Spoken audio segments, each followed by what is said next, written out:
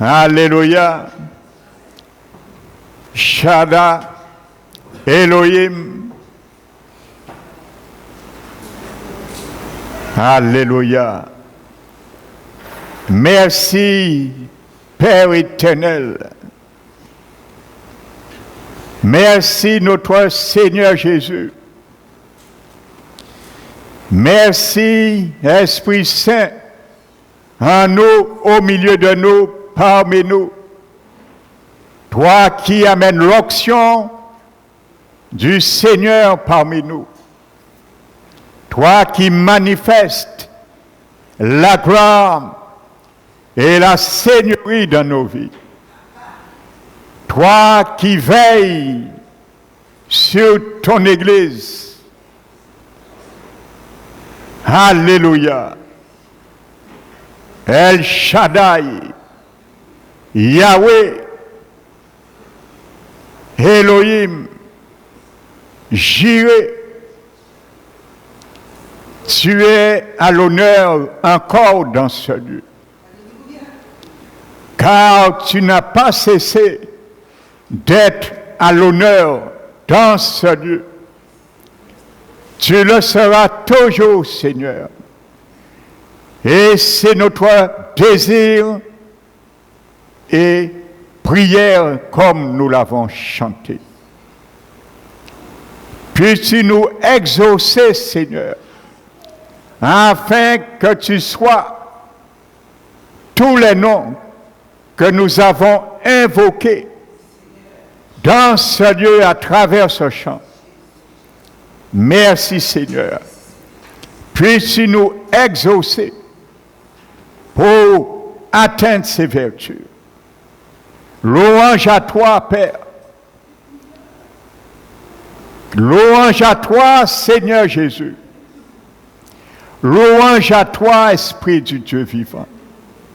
Le Dieu unique, mais manifesté dans ces trois personnes. Gloire, honneur à Elohim, Adonai. Je m'appuie sur toi encore, Esprit Saint, Esprit du Dieu vivant. Revêt-moi ce matin encore du manteau que tu mets sur moi chaque dimanche dans ce lieu, afin que je ne parle pas de moi-même, pas moi-même, mais que tu sois la parole dans ma bouche, que tu sois la pensée dans mes pensées, afin que chaque cœur fasse ta volonté dans leur volonté. Merci Dieu Tout-Puissant. Que ta gloire, Seigneur, descende dans ce lieu. Que le feu de ta présence, Seigneur, ranime la flamme qui est en train de s'éteindre dans le cœur de ceux et celles parmi nous.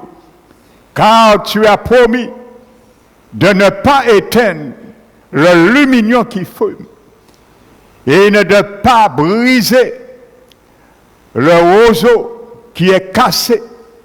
Relève ce matin, Seigneur, par ta parole souveraine. Nous nous humilions pour recevoir cette portion de grâce qui vient d'en haut ce matin. Merci, Père.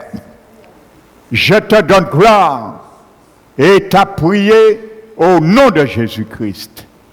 Amen.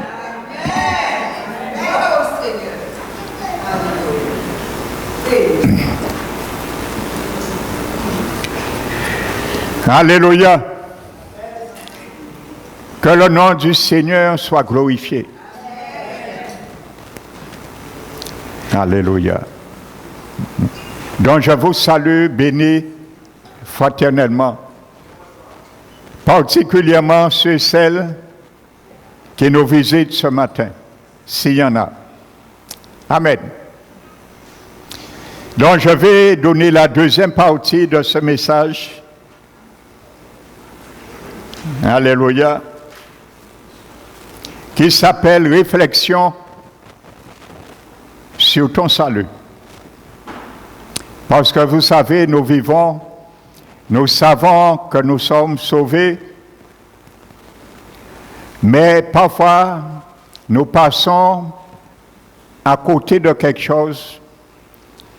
Nous devons de temps à autre réfléchir sur ce salut pour savoir en quel point en sommes-nous avec ce grand salut. N'oubliez pas la baiser de ne pas négliger un si grand salut. Frères et sœurs, si l'apôtre Paul, par l'inspiration du Saint-Esprit, nous demande de ne pas négliger un si grand salut, c'est qu'il y a un danger à négliger ce si grand salut. Oui ou non? Amen. Alléluia. Donc je vais continuer. Je disais dimanche dernier, qu'est-ce que connaît Dieu? Alléluia. Donc c'est un point que nous devons savoir. Parce que Jésus a dit que la vie éternelle, c'est quoi? Jésus a donné une définition de la vie éternelle. C'est qu'ils te connaissent, toi, le vrai Dieu, et celui que tu as envoyé. C'est ça la vie éternelle, en finalité. Alléluia. Et je le répète, ce mot connaître n'est pas cognitif, parce que tout le monde connaît Dieu, même les marabouts. Et ils utilisent même la Bible pour faire la sorcellerie. Donc ils connaissent Dieu d'une manière intellectuelle, bien sûr, même les démons. La Bible dit, mais ça ne les sauve pas. Parce que les démons même croient qu'il y a un Dieu, mais ils tremblent. Alléluia. Mais nous ne connaissons pas, nous n'avons pas connu Dieu pour trembler. Mais s'il y a un endroit que nous devons trembler, c'est devant notre salut. Parce que la Bible nous dit, dans Philippiens, de traiter, travailler, mettre en œuvre ce salut avec tremblement et crainte. Alléluia, frères et sœurs. Donc c'est pour cela, j'avais dit que quand Jésus dit, dans Matthieu 7, il dira beaucoup de chrétiens, je ne vous ai jamais connus. Amen. Donc le Seigneur dit bien, nous n'avions jamais, je l'interprète littéralement dans le grec. Jésus dira à certains chrétiens nés de nouveau, nous n'avions jamais eu de relation intime. C'est ça que ça veut dire. Amen. Parce que le Seigneur, il ne peut pas dire quand même, il n'a jamais connu un chrétien quand même. Mais le mot qu'il emploie, gynosko,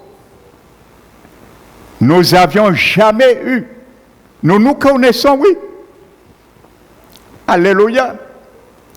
Imagine-toi, tu dis à ton mari, à ton épouse, ça fait 20 ans, nous nous connaissons, nous sommes mariés, mais nous n'avons jamais eu de relation.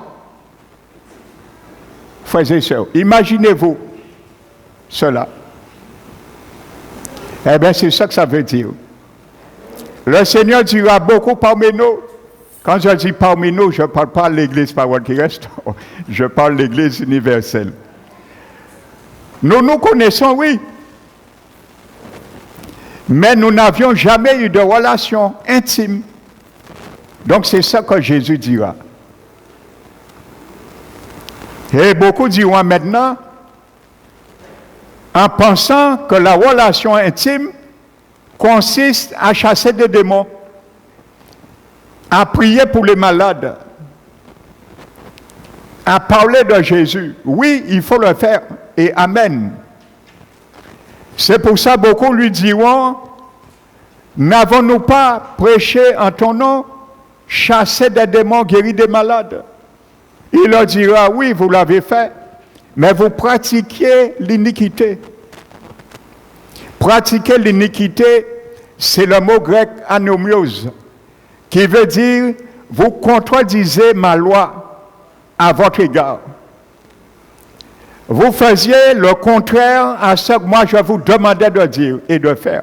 C'est ça, l'iniquité. Vous pratiquez l'iniquité. Donc ce sont des chrétiens, je disais, qui ont servi le Seigneur, qui étaient vraiment chrétiens.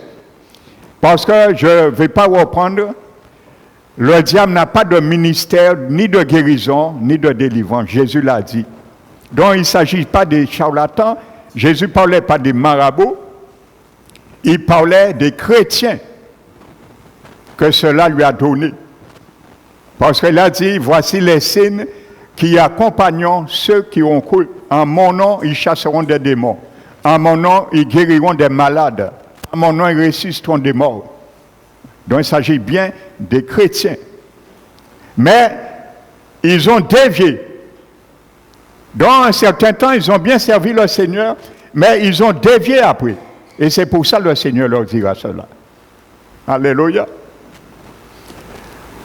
Donc ne regardez pas un ministère sur ceux qui brillent. Parce qu'on peut briller un moment, mais regardez le témoignage que ce ministère porte. C'est ce qui est important. Alléluia. Paul a dit, ce que vous avez entendu, appris, reçu de moi et vu de moi, pratiquez-les. Et le Dieu de paix sera avec vous. Amen. C'est ça que tu entends, qui t'est enseigné, qu'il faut pratiquer. Alléluia. Paul n'a pas dit les miracles que vous voyez en moi, les prodiges que vous voyez en moi, pratiquez-les. Alléluia. Et il a dit ce que vous avez reçu, entendu, pratiquez-les. C'est ça qui est important. Alléluia. Donc il s'agit bien des chrétiens. Et je vous dis, ce message, cet enseignement, je prendrai plusieurs tests pour nous ramener à la réflexion. C'est pour cela le titre, c'est Réflexion à ton salut. Regardez 1 Jean 2. 1 Jean chapitre 2. Une véritable brebis du Seigneur est connue de lui.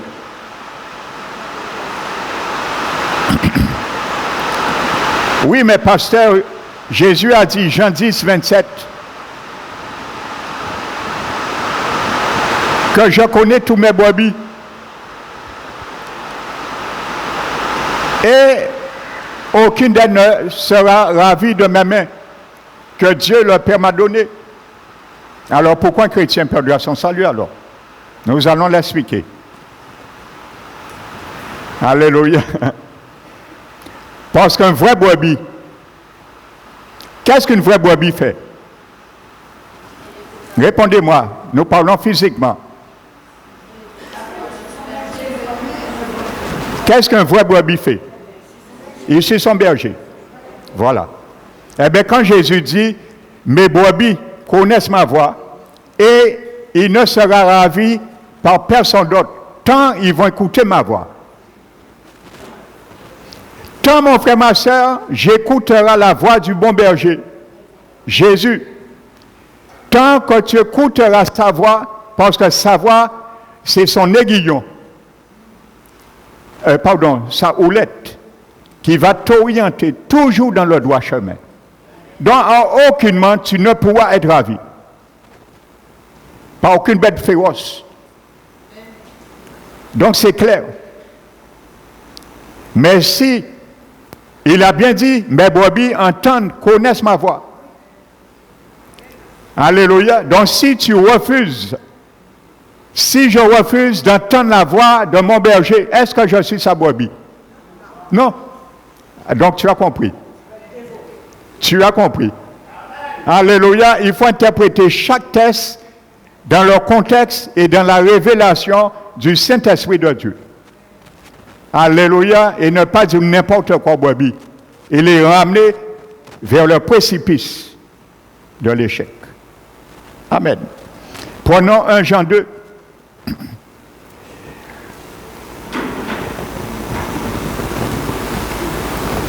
Alléluia.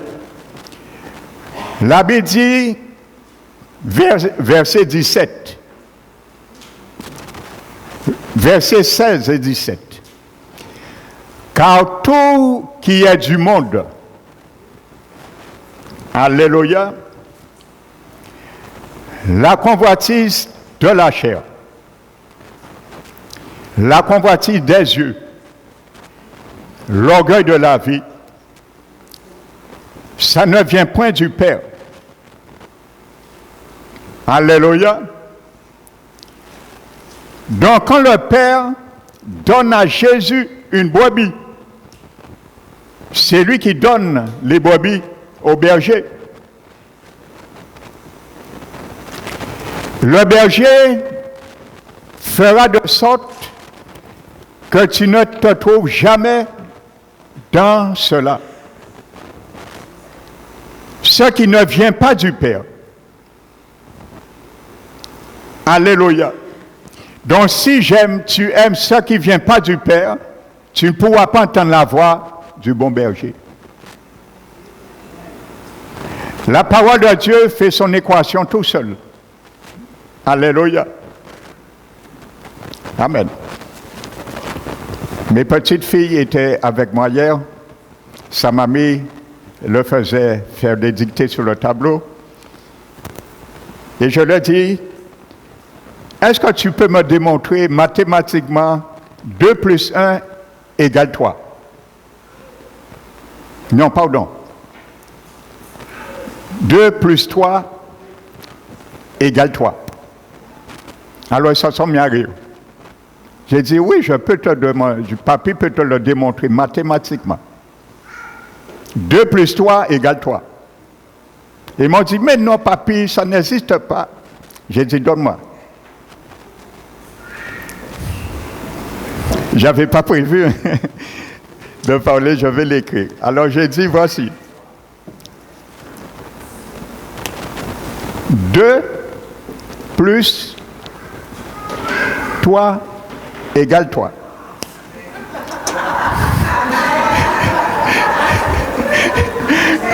Alors, ils se sont mis à rire. Ils disent, ah, tu avais raison, papy. J'ai dit 2 plus 3 égale 3. Donc, 2 plus 3 égale 3. Alléluia. Eh bien, la parole, c'est pareil, elle s'interprète. Même si l'équation dépasse la raison de l'homme, mais elle sait s'interpréter. Alléluia. J'étais dans 1 Jean 2.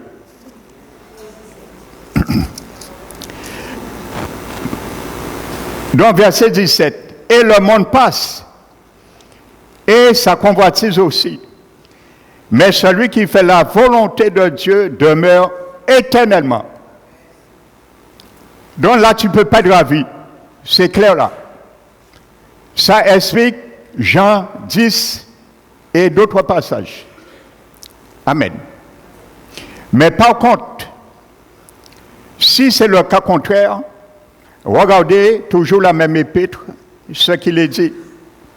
Verset 1. 1 Jean 2. Mes petits enfants, il s'agit de quoi ça? Des chrétiens. Nous sommes d'accord. Vous n'allez pas me dire, ce n'est pas des chrétiens. Alléluia. Lisez l'introduction, le chapitre 1. Vous allez voir, il s'agit des chrétiens qui ont accepté Jésus. Mes petits enfants, je vous écris ces choses, afin que vous ne péchiez point. Alléluia. Verset 3.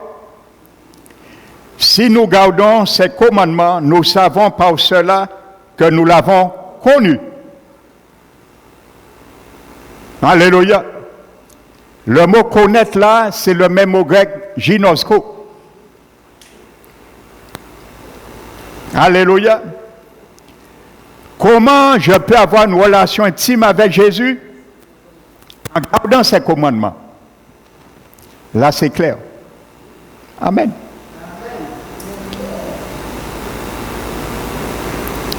Celui qui dit,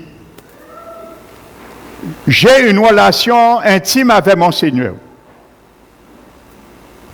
Je l'interprète littéralement. Celui qui dit, je l'ai connu. Alléluia. Et qui ne garde pas ses commandements est un menteur. Et la vérité n'est point en lui. Il s'agit bien, nous l'avons vu, il parle aux petits-enfants, aux chrétiens, nés de nouveau.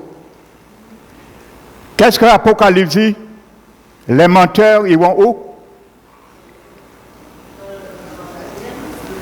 Voilà.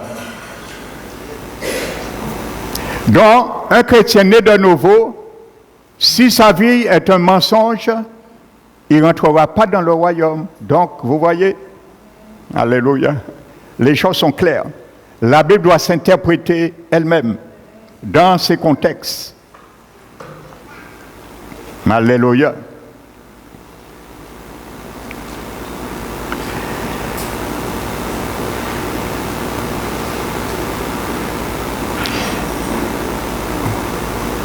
Prenons Tite, chapitre 1.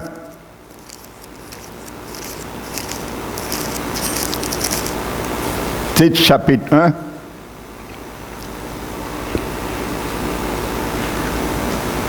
Verset 16.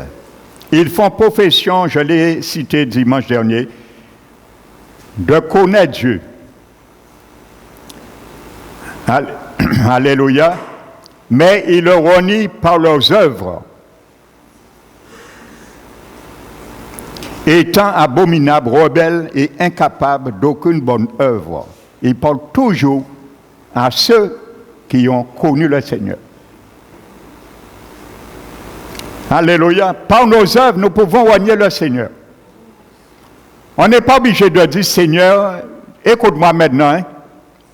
Ou j'ai privé moins des 3 bitins, alors qu'à régner maintenant. Tu n'es pas obligé de lui dire ça. Tu peux le renier par tes œuvres, la manière dont tu vis. Tu le renies. Parce que tu refuses de l'écouter en tant que ton berger. Amen. Alléluia.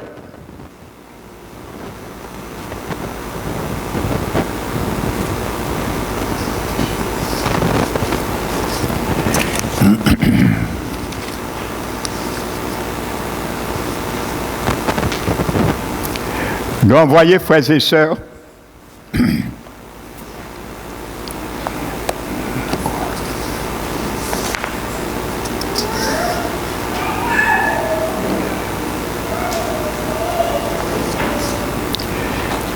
vous savez, il y a un exemple dans la Bible.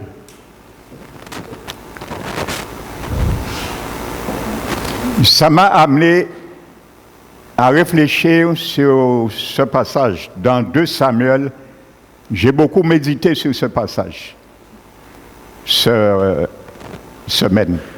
2 Samuel, chapitre 6. Vous savez, la Bible nous dit que David, le roi David et Israël, à un moment donné, ils ont résolu de retourner l'arche de l'Alliance dans leur patrie.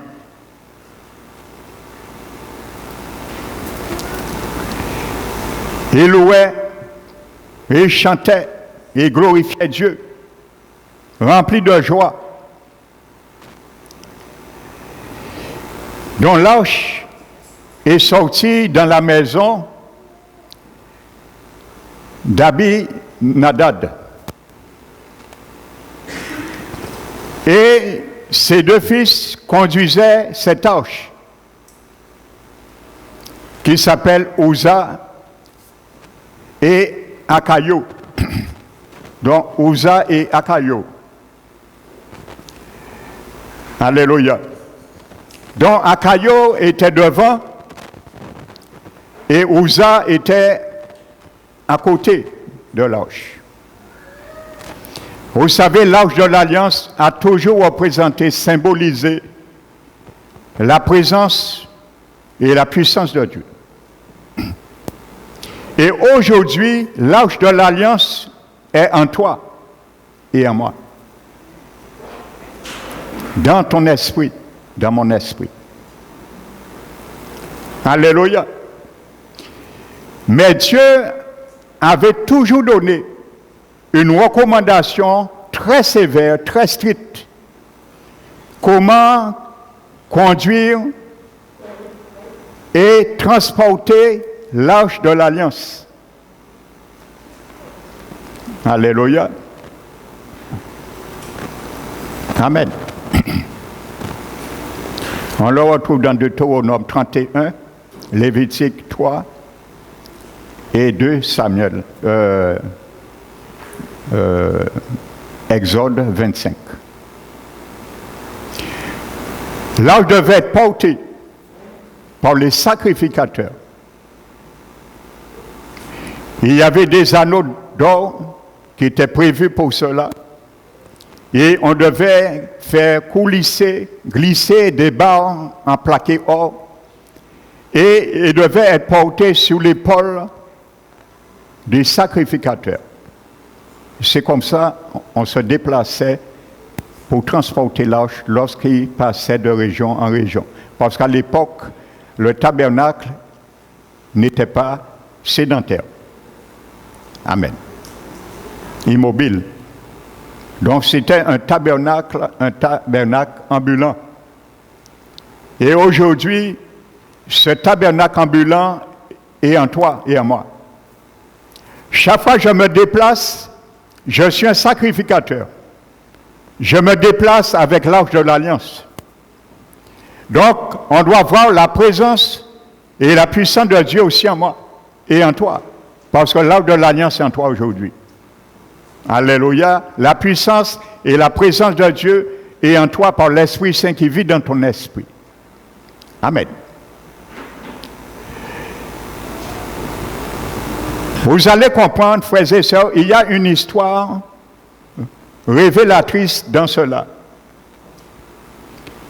Quand la parole nous dit de ne pas suivre le monde, de ne pas vivre selon la chair, il y a une révélation des conséquences dans cela. Ils avaient l'habitude de transporter l'arche de cette façon. Mais ils ont voulu, David un moment a voulu faire comme le monde, comme les Philistins. Si vous lisez dans 1 Samuel chapitre 6, vous allez voir, ils ont copié ce que les Philistins ont fait.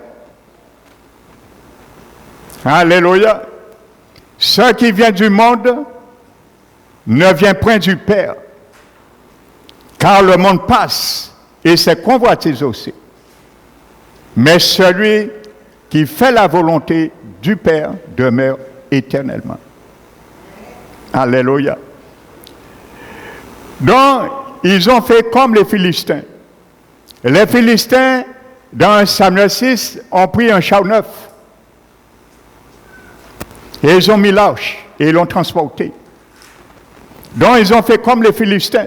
Le Seigneur n'a jamais recommandé cela, de porter l'arche dans un char neuf. C'est sur l'épaule des sacrificateurs. Et bien, à un moment donné, la Bible dit, Ils sont arrivés dans un lieu qu'on appelle Nakhon. Vous savez, Nakhon en hébreu veut dire préparer, ajuster délicatement. Mon frère, ma soeur, il y a une révélation pour toi et moi. Quand tu transportes l'arche de l'Alliance n'importe comment, en essayant de porter la présence de Dieu comme le monde, il y a un lieu qui est préparé un jour, tôt ou tard, qui sera révélateur pour t'attraper, pour m'attraper. Nakhon. Et la Bible dit, lorsqu'ils sont arrivés ceux-là, les bœufs ont renversé l'arche. Et à ce moment, Uza a essayé et il est mort instantanément. Parce que la colère de Dieu s'est répandue sur lui, frères et sœurs. Amen. Alléluia. Donc, lorsque nous essayons, frères et sœurs, de faire comme nous voulons, celui qui vit selon la chair, il mourra. Donc, c'est une image spirituelle, frères et sœurs. Portons la présence de Dieu avec un respect. Frères et sœurs, une conduite respectueuse. Ce n'était pas le cas. Ils ont imité le monde. Et ils ont loué pour compte. Ils ont adoré. Ils étaient joyeux. Amen. Dans les choses que nous voulons faire, c'est bien, mais il faut le faire aussi dans les principes de Dieu. Pas selon le monde. Aujourd'hui, il y a beaucoup de gens, ils veulent faire beaucoup de choses pour le Seigneur et c'est bien, mais ils veulent garder les manies du monde. Amener aussi les choses du monde avec eux. Ça ne fonctionne pas, frères et sœurs. Tôt ou tard, il y aura une turbulence. Les choses seront ébranlées. Alléluia. Et tu ne vas pas essayer de redresser toi-même ce que Dieu veut redresser. Akayo était devant l'arche et Uza à côté, désordonné. On précédait l'arche. On était à côté de l'arche. Or, on devait être codé à l'arche en le portant. Alléluia. Donc, lorsque nous nous distançons de la présence de Dieu, ça devient dangereux. Ce n'est pas nous qui précèdent et marchent devant le Saint-Esprit. C'est le Saint-Esprit qui nous conduit. N'essayons pas de conduire le Saint-Esprit. Akayo était devant l'arche. Une révélation, nous essayons nous-mêmes de conduire le Saint-Esprit dans nos vies. Frères et sœurs, ça ne peut pas se faire. C'est l'Esprit Saint qui nous conduit. Alléluia. Nous devons avoir une communion avec lui. C'est pour cela qu'il devait porter l'arche. Parce que c'est lourd à un moment donné. Mais Dieu a voulu comme ça. Il faut porter parfois notre croix avec nous. Concomitamment avec le Saint-Esprit qui nous donne la force de le porter. Mais lorsque c'est trop lourd, la facilité, non, on va le mettre. On va le mettre comme le monde fait. On va faire comme le monde fait. Frères et sœurs, ça ne marche pas, ça n'a pas fonctionné. Et la Bible nous dit, si on continue l'histoire, que David a eu tellement peur de Dieu. Il a dit, mais l'arche ne va pas rentrer chez moi. Si c'est comme ça, Non, là, je ne pourrai pas. Comment là, je pourrai rentrer chez moi? Il a eu tellement peur. La crainte de Dieu s'est emparée d'eux. Et il a dit, non, nous n'allons pas. Nous avons changé.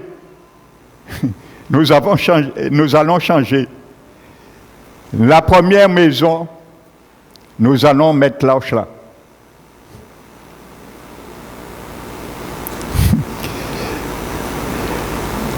Vous savez, n'essayons pas de prendre la place du Saint-Esprit. Ça ne marchera pas. Si nous corrigeons, acceptons la correction. Parce que Hébreux 12 dit, cela porte un fruit paisible de justice. Ceux qui ont aussi été traités de la sorte. Et la première maison, c'était la maison Obed Édom. Et ils l'ont mis là et il est resté 3 mois. Mais regardez, pendant 3 mois,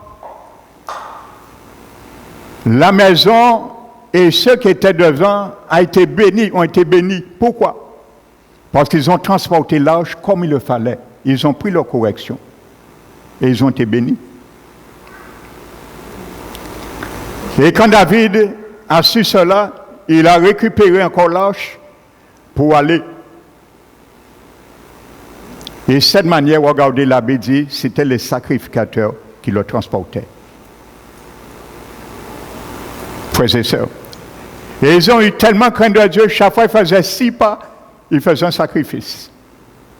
La crainte s'est emparée d'eux. Alléluia.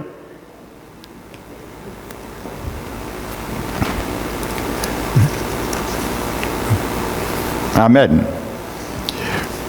Donc c'est une histoire qui révèle cette réalité. La même puissance et la même présence qui ont tué Uza à cause d'une mauvaise manipulation ont apporté la bénédiction à la maison d'Obed Édom parce qu'ils ont bien transporté l'arche de l'Alliance. Si tu veux être béni, mon frère, ma soeur, cette année, c'est ma prière pour toi et moi. Transporte l'arche de l'Alliance comme il faut. Tu seras béni. Alléluia.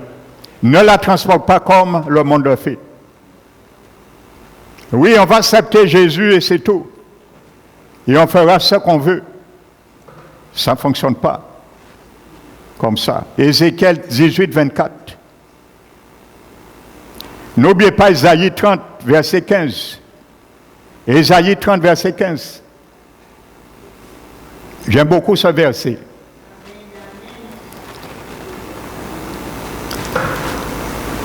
Alléluia.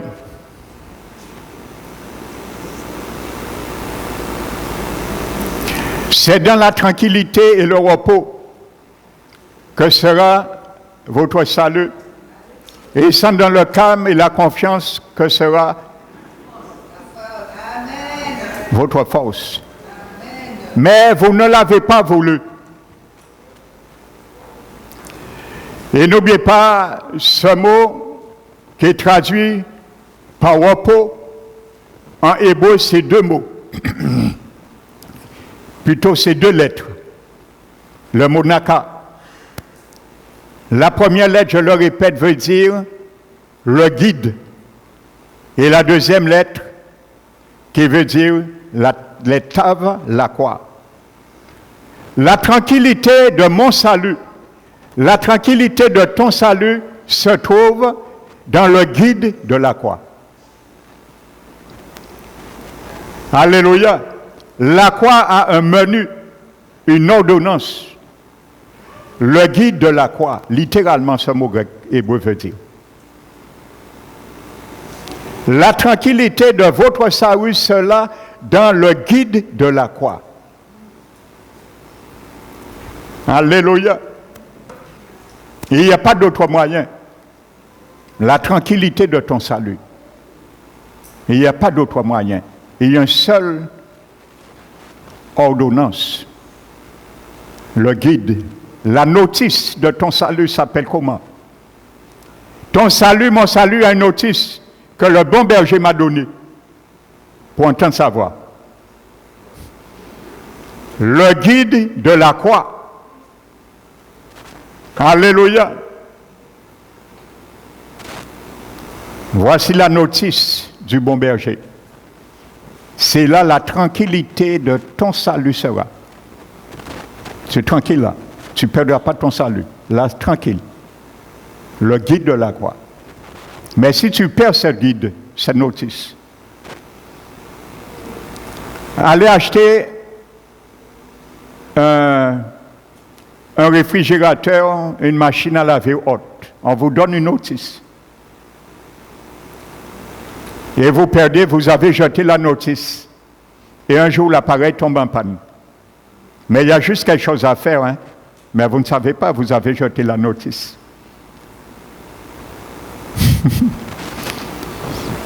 Ne jetez pas cette notice.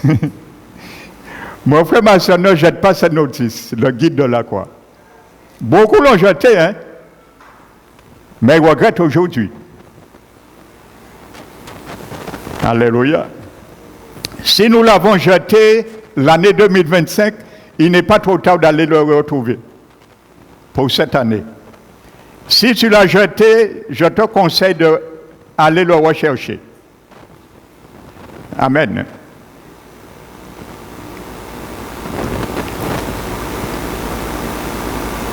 Regardez ce que dit l'apôtre Jacques.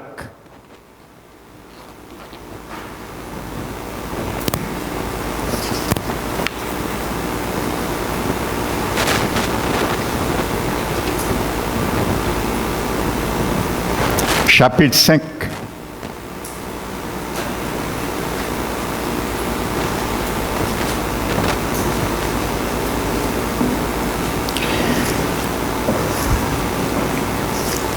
Je les prends avec vous, parce que ce sont des versets qui sont très, très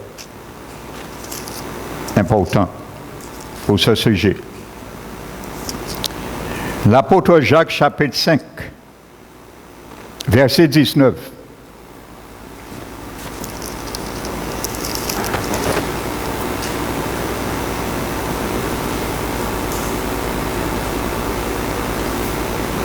Regardez l'introduction, j'aime beaucoup prendre l'introduction pour clarifier les choses. Le chapitre 1, verset 1. Jacques, serviteur de Dieu et du Seigneur Jésus-Christ, aux 12 tribus qui sont dans la dispersion, salut. Mes frères, regardez. Donc il s'agit aux chrétiens. Nous sommes d'accord? Nous sommes d'accord. Dans le chapitre 5, s'adresse toujours à ses frères. Nous sommes d'accord. Regardez ce qu'il dit pour ses frères au chapitre 5, verset 19. Mes frères, si quelqu'un parmi vous le frère, mes frères, si quelqu'un parmi vous, frère, s'est égaré loin de la vérité, quand tu t'égares, tu sors un endroit pour aller. Donc tu étais là, mais tu sors. C'est égaré loin de la vérité et qu'un autre l'y ramène. Alléluia. Avant d'aller plus loin, le verbe égaré là, c'est le mot phanenao. Je te donne sa définition. Pas beaucoup vont dire, vous savez, il y a des biblistes, des pasteurs, des conférenciers,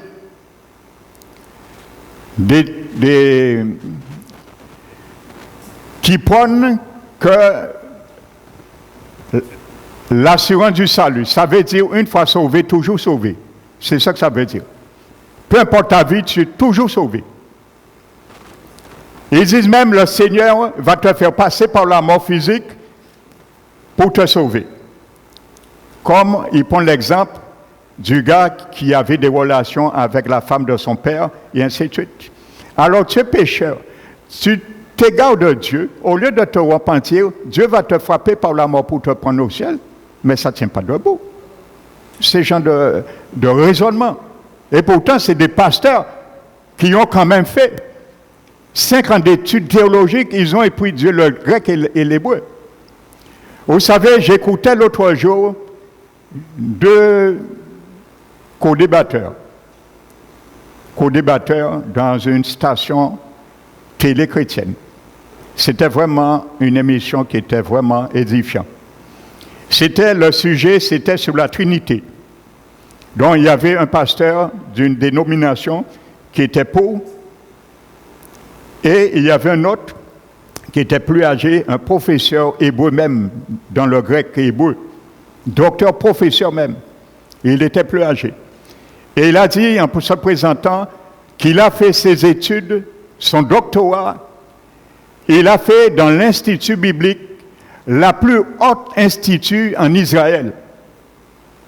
Et cet homme démontrait selon lui que l'Esprit Saint n'est pas une personne. Vous imaginez, frères et sœurs, un des plus grands professeurs, il a fait ses études dans la plus grande institut biblique en Israël. Et il était contre que l'Esprit Saint n'est pas une personne. Regardez la quantité de versets qui est clair, même le grec l'explique, la divinité, la personnalité du Saint-Esprit. Alléluia. Frères et sœurs. Alléluia. Donc, quand Paul dit la connaissance enfle, ce n'est pas pour rien que Paul le dit.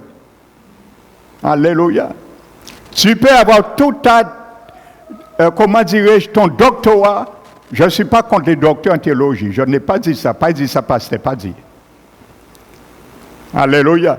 Mais ça, je suis contre. Il y a beaucoup. Ils prennent cela, leur science, et de faire des doctrines, des théories comme ils veulent, parce qu'eux, ils ont appris le grec et l'hébreu. Tu vois? Donc, ce qu'ils croient, ils pensent, ils vont le déduire par les Écritures. Et ils vont prendre n'importe quel verset pour rester dans leur état de pensée. C'est ça que je combats. Alléluia. Donc, ce mot grec qui est traduit par égaré, c'est le mot grec panéo. Cela veut dire conduire hors du droit chemin. Un païen marche dans le droit chemin? Oui ou non? Donc, quand tu es conduit hors du bon chemin, tu es dans le bon chemin. Alléluia. Donc, c'est un chrétien né de nouveau. Amen. Je continue. Cela veut dire conduire hors de la vérité. Un chrétien païen marche dans la vérité. Donc, il s'adresse à un chrétien qui est sauvé là. Mené dans l'erreur. Être amené hors du chemin de la vérité. Il y a beaucoup qui ont bien commencé, ils se sont laissés séduire. Être amené hors du chemin de la vérité. Et nous allons voir des cas dans la Bible. Et il n'y a rien de nouveau sous le soleil, ça existait 2000 ans avant. S'égarer, pécher, se séparer ou s'éloigner de la vérité. Et ce verbe égarer est conjugué à la voix passive au mode subjonctif. C'est le mot épistréphos. Le même mot grec qui veut dire converti. Épistréphos. C'est le même mot qui est là. Frères et sœurs, égaré. Le mot épistréphos, je vous disais, c'est quelqu'un, quand il reçoit le Seigneur, il s'arrête là. Parce que s'il continue, il avait déjà pris le chemin vers la condamnation. Il s'arrête là, il fait volte-face et retourne vers le bon chemin. C'est ce mot épistréphos. Alléluia. Donc, celui qui s'est égaré, il retourne.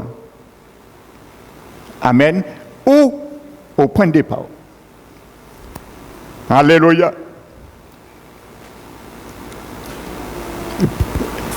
Pardon, ce n'est pas égaré, hein, épistréphos. C'est ramener. Le verbe ramener. Amen. Ramener, épistréphos. Alléluia. Donc, c'est comme si la personne était en train de se déconvertir. Amen. Donc, tu peux te déconvertir. La déconversion biblique, Paul parle à un moment donné de la déconversion. La conversion, c'est quoi? Tu vas là, tu t'arrêtes là et tu retournes vers Jésus. C'est ça, épistréphos. La conversion. La déconversion, c'est ressortir où tu es en Jésus et retourner dans le monde.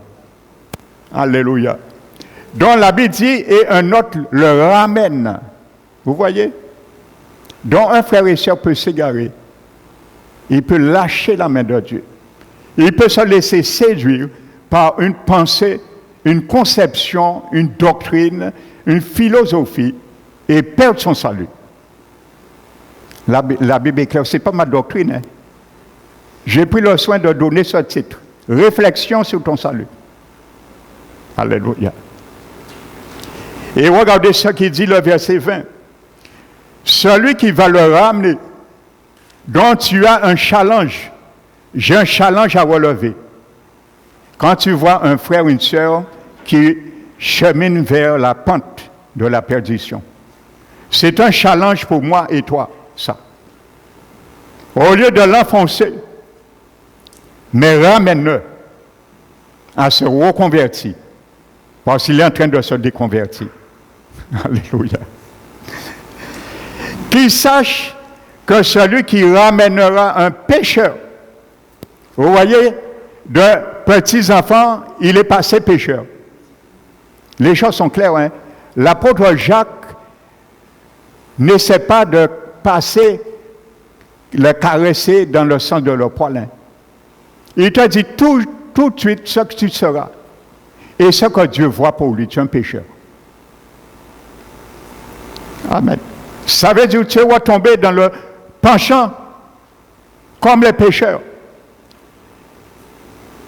Qu'il sache que celui qui ramènera un pécheur de la voie où il s'était égaré, un pécheur dans le monde cigare, mais il est déjà égaré.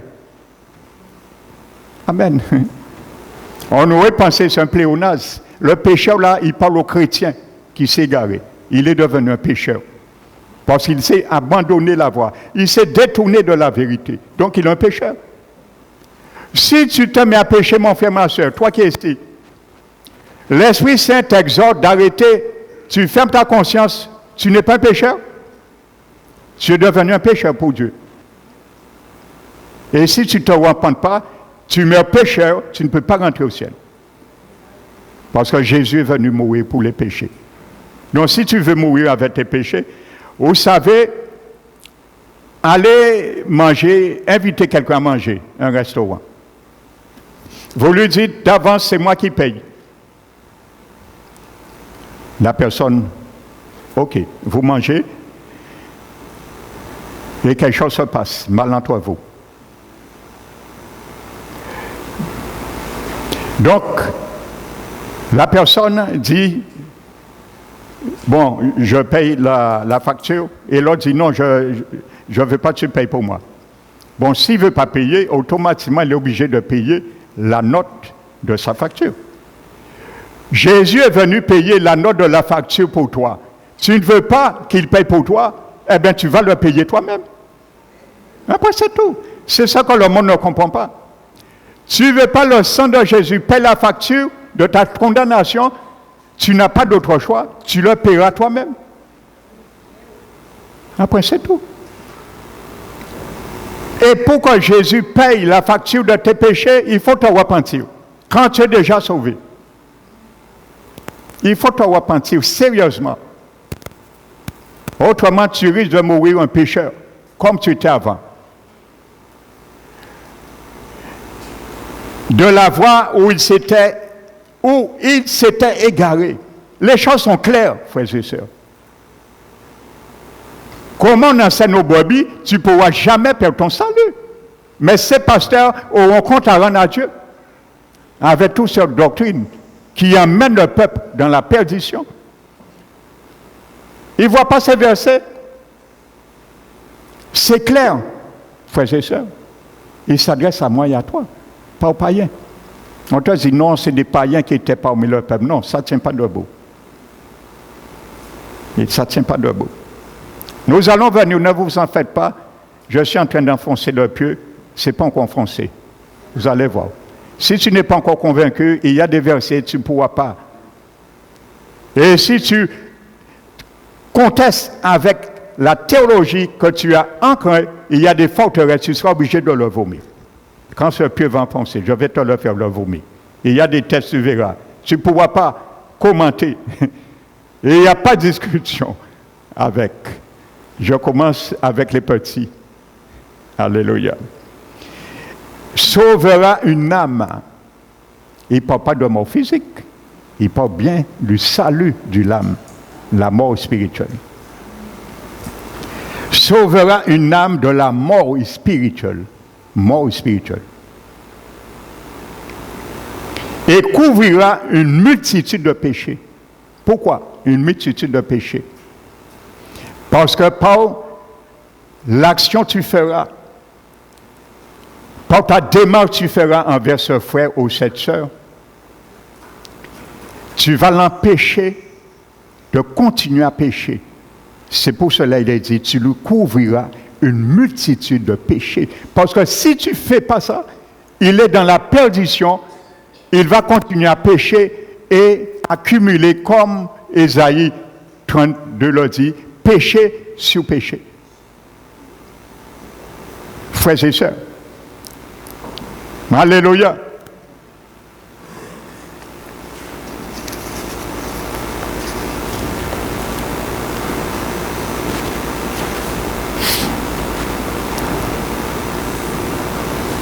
Dans la mort de l'âme, est-ce que ça s'appelle le salut? Non. Il te dit, tu sauveras une âme de la mort. Donc la mort de l'âme n'est pas le salut. Nous sommes d'accord. Donc il s'agit bien d'un chrétien qui perd son salut. Donc c'est possible.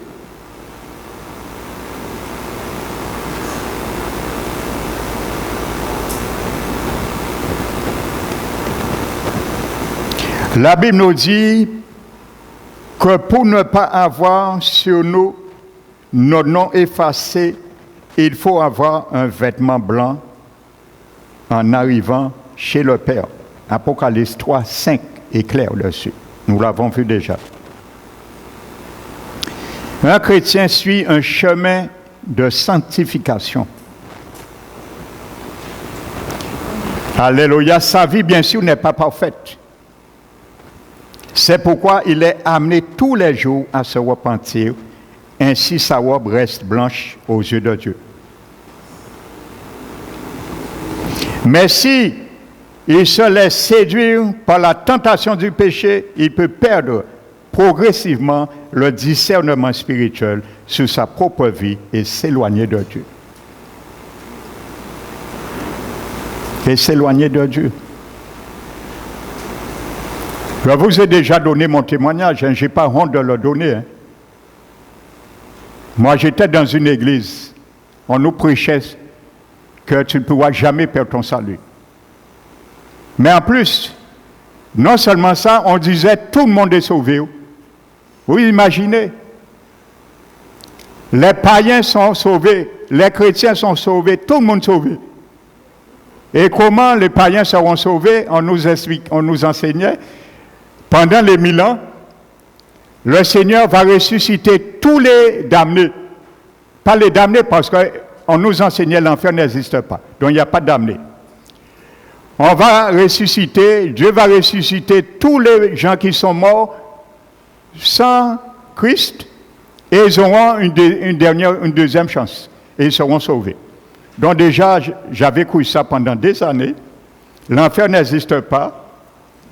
Quand tu meurs, ton esprit, ton âme est endormi jusqu'à la résurrection. Les dons aide spirituelle n'existe pas, Dieu ne guérit pas ça.